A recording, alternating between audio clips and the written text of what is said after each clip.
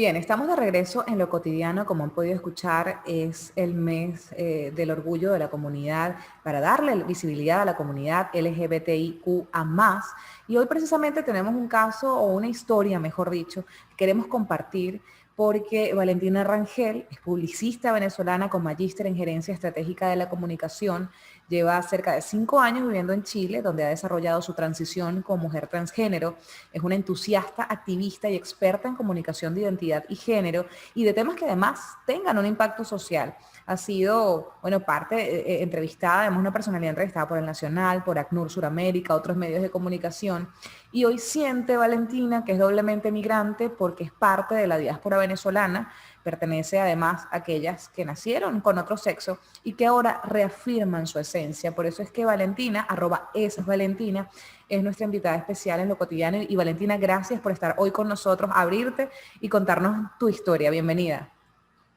Gracias a ustedes igual por abrir esta ventana y ser un espacio de conversación como tal y de conectar realidades de las personas trans y tanto visibilizar la gente trans que está dentro de Venezuela como quienes estamos fuera aprendiendo y tratando de enviar ayudas a que el tema avance en Venezuela. Así es, Valentina, precisamente hablando del tema en Venezuela, uno pudiera pensar que en Chile hay mucha más apertura, que esto está un tanto más normalizado, que es más común hablarlo. Tal vez en nuestra sociedad que uno la siente profundamente machista, ¿no? Y obviamente tú tendrás tu historia que contarnos sobre esto, pero ¿qué tanta es la diferencia hoy día entre lo que pudiste vivir aquí en Venezuela y lo que estás sintiendo hoy en Chile? Bueno, de partida, la transfobia creo que es algo que te consigue en cualquier lugar. Una persona trans puede vivir un episodio de transfobia siendo gerente de un departamento de algo, como en un refugio en Iquique, como en Venezuela. Siento que igual son burbujas distintas porque culturalmente nos educaron de otra forma. Y bueno, acá se rompió el paradigma de no solo existen las personas cisgénero, sino están las personas transgénero. La ley de identidad de género estuvo engavetada por más de 10 años y cuando apareció Daniela Vega, que fue nominada a los Oscar, que fue una mujer trans chilena, la ley en 4 meses ya estaba entrando al Parlamento, en menos de un año se aprobó y se avanzó el tema. Entonces, claro, como a nivel mediático acá en Chile se comenzaron a hablar y se comenzó a dar visibilidad a ciertas personas, el tema avanzó mucho más, pero igual se vive resistencia, igual por lo menos hay casos, en la medida que más se ha debatido el tema y que más se ha hablado del tema, hay más riesgo y más casos de transfobia. La diferencia con Venezuela que yo vi está basada en los miedos, mis miedos culturales, los miedos que yo me traje desde el como cuando estaba pequeña y me preguntaba qué es ser una mujer, porque igual es algo que te lo pregunta y es una pregunta etérea que se va y te pierdes. No puedes definir a una mujer solo por por cómo se expresan y solo por su biología, porque ninguna de las mujeres son iguales.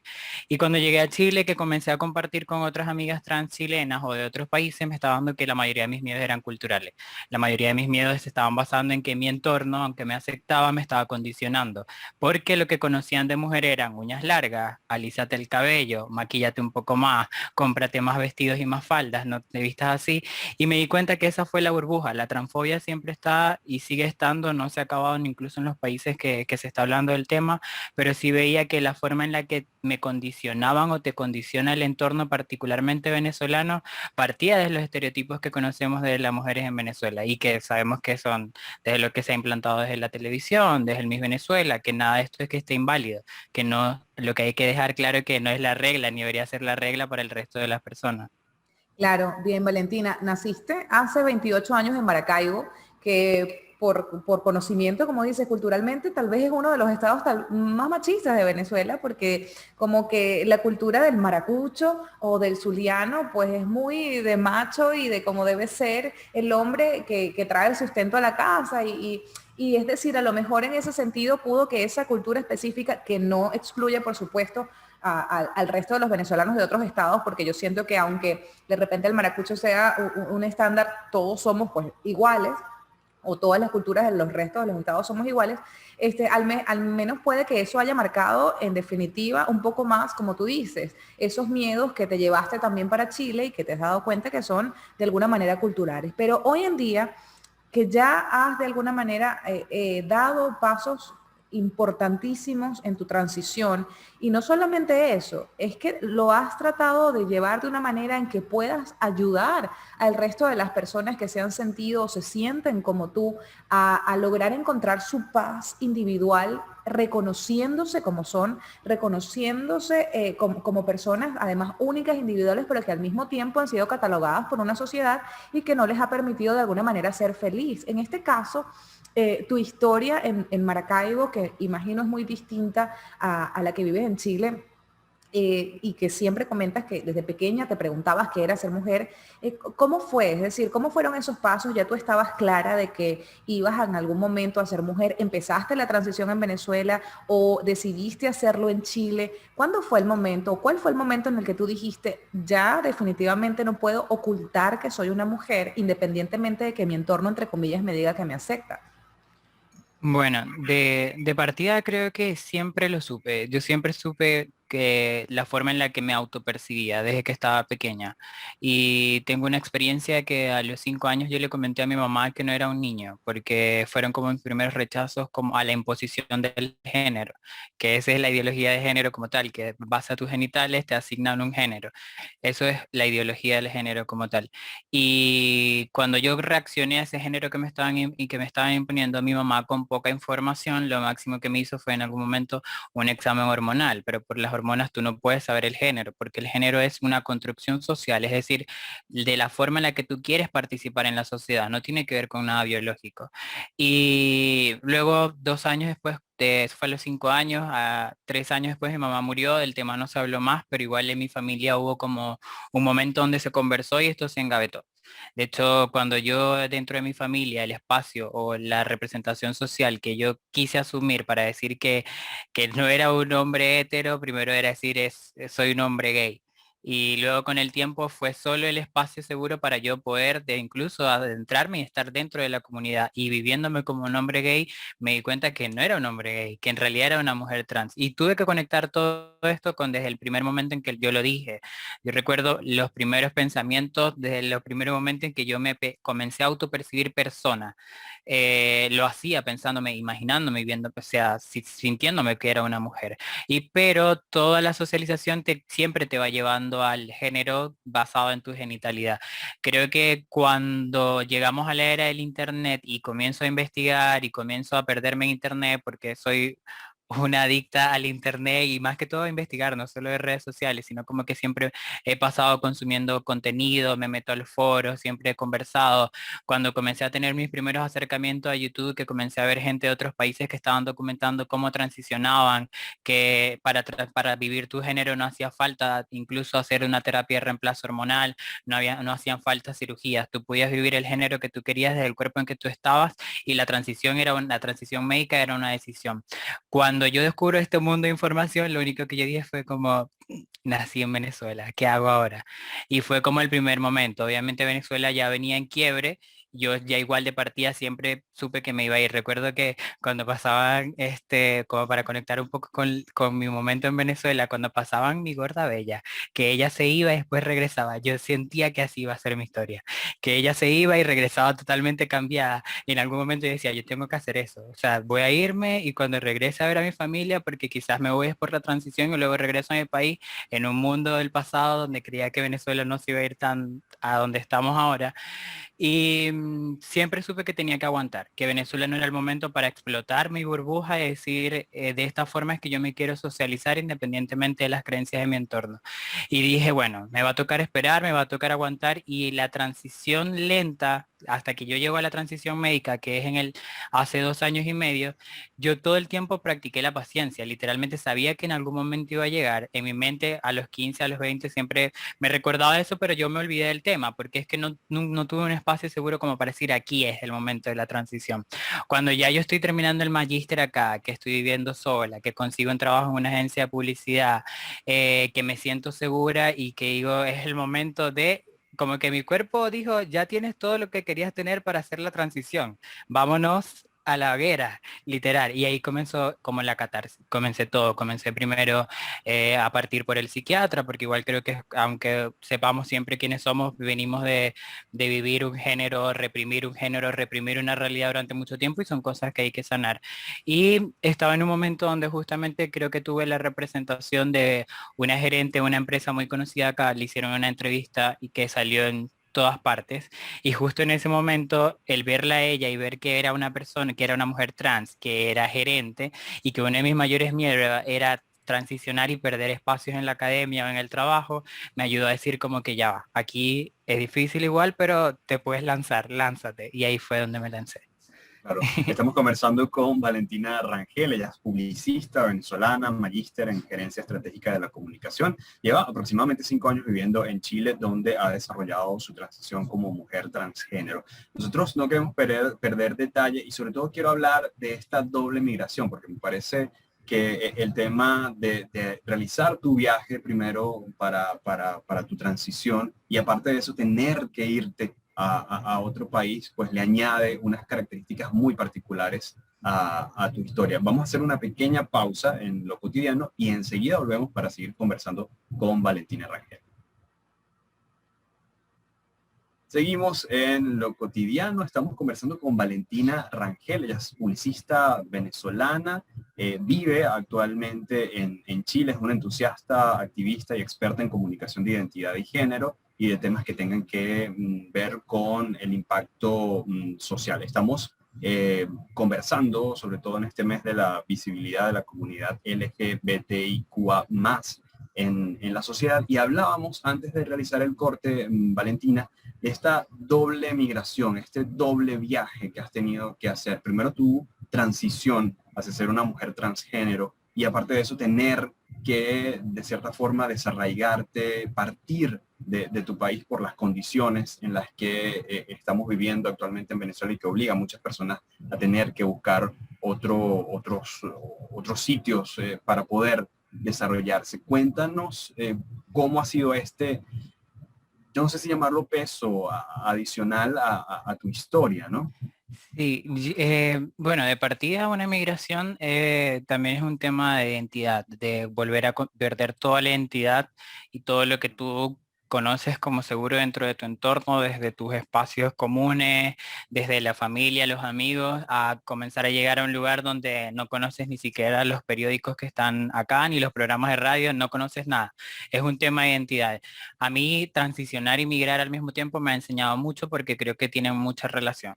De la misma forma que la documentación legal es importante para las personas trans, lo es para las personas migrantes. Y no solo conectándola desde allí, sino también partiendo de que, por ejemplo, si lo relaciono con el ser trans, yo siempre supe que era una mujer y sabía que lo que yo estaba fingiendo era ser un hombre. Entonces, crear un género, además de que yo siempre lo sabía, comenzar a crear mi género y a expresarme con el género que a mí me sentía como conforme y socializar con ese género es una cuestión que toma tiempo. Y la migración igual, porque tú sientes que lo sabes todo, que vienes de un país que te ha dado el contexto de a dónde ir si necesitas algo, cómo actuar, qué cosas están pasando, el contexto del país, y de pronto llegas acá y comienzas igual a crearte un rol ciudadano de entender, ya va, voy a vivir acá, esta zona es la que mejor elijo, aquí quiero arrendar, voy a postularme por estas vías. Es como la misma forma de construirte de nuevo. La migración te lleva a construirte de nuevo y la transición igual. Y si los vemos por el lado de la documentación, como decía al inicio, se parece mucho. Porque así como es importante que una persona trans tenga acceso a la documentación legal con el género y con el nombre que le corresponde y cómo se autopercibe, para que pueda tener libre desenvolvimiento en cualquier sociedad, lo es para las personas migrantes. Y si nos vamos como al inicio de todo, desde partida de que más allá de todas las etiquetas que tengamos, que son como las interseccionalidades, las cosas que nos conectan, somos personas, o sea, somos personas y apelamos siempre, en este caso toca apelar al derecho humano, que igual considero que hasta dónde tenemos que llegar para poder ver a las demás personas como personas. Pero eso es lo que me ha enseñado a mí particularmente. Creo que he tratado de conectarlos, creo que he tratado de aprender, cosas que he aprendido con la transición, llevarlas a mi migración, y tiene que ver incluso con la paciencia, con la misma resiliencia que se va formando en el tiempo, con el decir, ya, yo no sé cómo hacer esto, no sé cómo partir, busco información, busco gente con que conectar, gente migrante, gente trans, y bueno. En este caso, Valentina, y no quiero que cerremos la entrevista porque nos quedan pocos minutos, sin preguntarte cómo sientes a Venezuela hoy en día, así como empezó Vladimir preguntándote sobre las diferencias entre Chile y Venezuela, hoy en día que de alguna manera se ha logrado dar más visibilidad a la comunidad. Acá en el país hemos tenido además la primera mujer transgénero dentro de la Asamblea Nacional, y yo creo que eso es un antes y un después dentro de la historia de la comunidad acá en Venezuela. Pero también siento que toda tu formación y todo lo que has aprendido y en este proceso que has vivido no ha dejado de alguna manera o no te ha desconectado de lo que está pasando en Venezuela. Te siento mucho actualizándote con las leyes, tanto en Chile como en el resto del mundo, pero significativamente en nuestro país. Hoy en día, ¿sientes que de alguna manera en Venezuela estamos un poco más cerca de darle tal vez la importancia que merece a una ley como para que, como tú dices, que permita a las personas ser tratadas como personas independientemente de su género y de la situación en la que se encuentren? Y sobre todo, ¿qué sientes que como cultura necesitamos para avanzar en este camino? Bueno, en este momento estamos viviendo algo generacional que nos va a hacer avanzar ante ciertos temas, queramos o no queramos. Creo que nuestra generación y la generación que nació y creció con el internet va a empujar muchas cosas sí o sí, estando dentro o fuera de Venezuela. Y bueno, de partida, la raíz de donde uno viene, más allá del tiempo que pase y todo lo que puedas lograr fuera, siempre es como un imán, siempre es como regresar a donde eres, sea lo que sea. Y de hecho para mí es muy curioso imaginarme en Venezuela, porque va a ser la máxima expresión de realidad cuando yo llegue a ir, porque nunca fui, Valentina, allá. Eso por un lado. Por otro lado, bueno, como todas las comunidades, como todos los grupos o las fundaciones ONG que quieren tener una incidencia política, pasan cosas como en todas las agrupaciones y comunidades.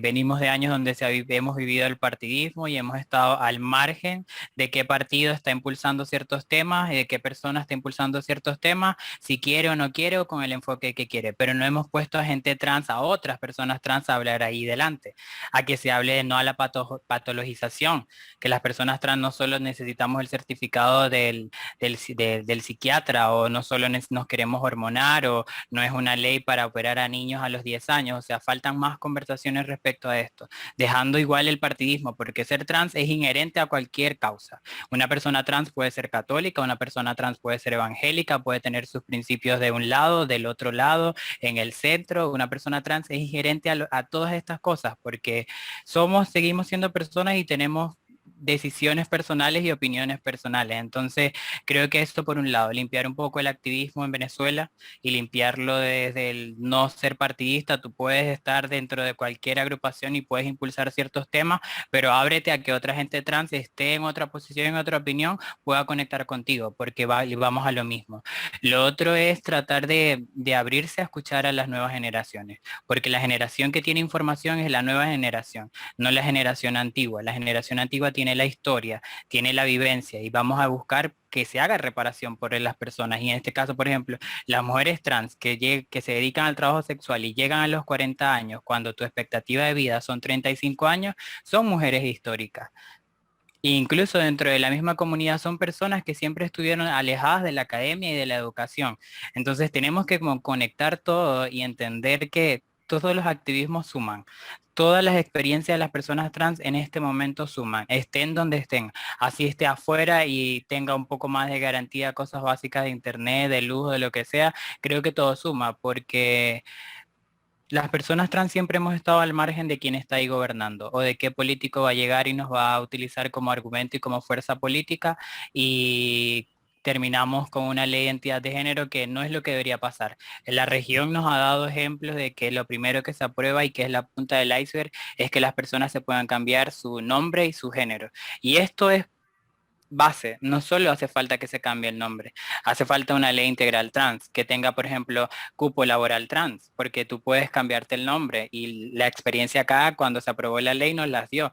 Yo tuve la oportunidad de cambiarme el nombre, no hice el cambio del nombre acá en Chile por un tema de una documentación que me falta, pero igual así si en tu trabajo hay personas transfóbicas o la persona, la dueña del trabajo, tiene creencias personales y es transfóbica, no va a dar el trabajo. Entonces también es como ver desde qué aristas estamos instalando la conversación y más desde el naturalizar a las personas trans y no solo dejarlas como objeto de cirugías o algo estético nada más, sino como ver a las personas trans que quieren entrar a estudiar, quieren entrar a trabajar, quieren hacer un rol social y darle apoyo al literalmente el 90% y según las estadísticas de casi todas partes del mundo, las personas trans se dedican al trabajo sexual. Valentina, ha sido un placer poder conversar contigo, conocer tu historia. La gente que quiera saber más acerca de tu trabajo, de tu activismo, ¿dónde te puede ubicar? Mis redes sociales que es @esvalentina y Valentina al final con doble N, perdón por hacerlo tan difícil. Si no, escriben Valentina Rangel en Google y bueno, ahí pueden conseguir igual ciertas entrevistas, en Twitter también. Yo siempre trato de actualizar un documento que tengo de entrevistas y trato de conectar con gente en Venezuela. Ahora con todo lo que ha estado pasando y con el tema del COVID, hemos visto como mucha gente, muchas personas trans que están en Venezuela están haciendo GoFundMe literalmente para poder transicionar y creo que ahí está, en internet está todo pasando. Así es, Valentina, un placer, como dijo Vladimir, conversar contigo. Gracias por compartir con nosotros tu historia, pero sobre todo por formarte, documentarte y ser esa ventana y esa voz para las personas que tanto lo necesitan y que lamentablemente durante la historia han estado obligadas, como tú dices, a trabajar de manera sexual, aunque no hayan querido, pero lamentablemente pues la historia las ha obligado y creo que lo que tú haces es precisamente evitar que tengan un destino preestablecido con tu trabajo, con tu esfuerzo y con tu formación. Nosotros a esta hora hacemos pausa, agradecemos a quienes están en sintonía de Lo Cotidiano y ya venimos con más.